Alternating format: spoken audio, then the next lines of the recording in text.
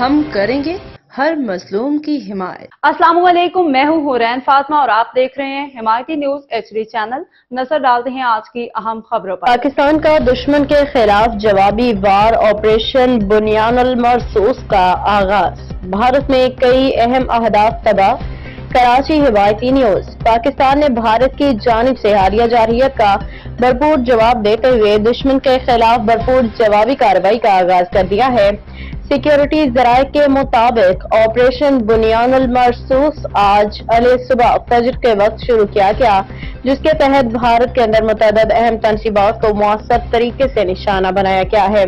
जराये के मुताबिक सुबह 5:16 पे पाक फौज के जानबाजों ने दुश्मन को भरपूर नाश्ता पेश किया। एक वीडियो में देखा जा सकता है कि पाकिस्तानी जवान दुश्मन के दांत खट्टे करने के बाद निहायत ताजगी और हौसले के साथ महाज पे मौजूद हैं। एक सिक्योरिटी एहलकार ने फख्र से कहा, यकीनन ये जवान कोई फैसलाबादी है जिसने सारी रात दुश्मन को नचाया और अलिया सुबह भी फ्रेश है। तफसीलात के मुताबिक ऑपरेशन के दौरान पाकिस्तान ने फतह 1 मिसाइल फायर करते हुए भारत के ब्यास के इलाके में मौजूद ब्रह्मोस मिसाइल स्टोरेज साइट को मुकम्मल तौर पर तबाह कर दिया। इसके अलावा पठानकोट में भारतीय एयरफील्ड और उधमपुर एयरबेस को भी निशाना बनाया गया, जहां 3 मिसाइल दागे गए। सिक्योरिटी जराये का कहना है कि ये कार्रवाइयां दिफाई वतन के लिए अज़म का मजहर है और पाकिस्तानी दुश्मन की किसी भी जारहियत का भरपूर मुंह तोड़ जवाब देने की मुकम्मल सलाहियत रखता है। मजीद कार्रवाइयां जारी हैं। पाक फौज पूरी तरह चौकस और तैयार है। हाकिम अली दल की रिपोर्ट। 10 मई को सुबह 5:16 पे इंशाल्लाह 6 रॉकेट अपना दूसरा फायर करेंगे। चलें जी।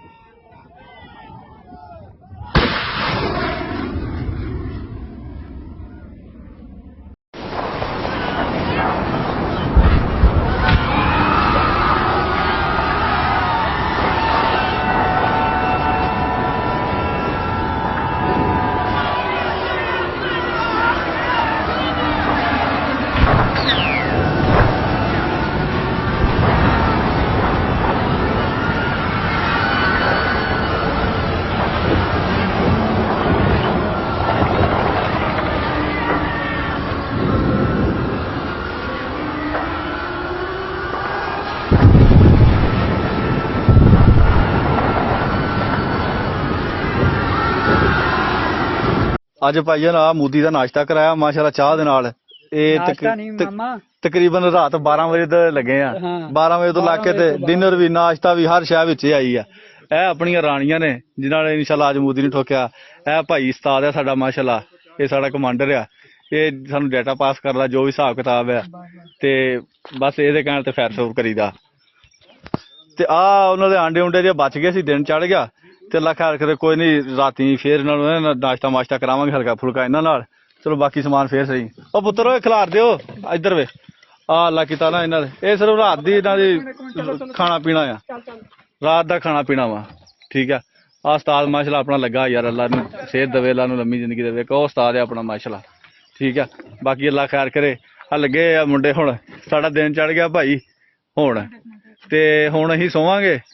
ਉਹ ਸ਼ੇਰ ਆਂਦੇ ਨੇ ਵੀ 20 ਘੰਟੇ ਸੌਂਦਾ ਤੇ 4 ਘੰਟੇ ਸ਼ਿਕਾਰ ਕਰਦਾ। ਮੋਟਰਸਾਈਕਲ ਪਾਉਂਦੇ ਆ ਪਾਸੇ, ਮੋਟਰਸਾਈਕਲ ਪਾਉਂਦੇ ਬਾਈ।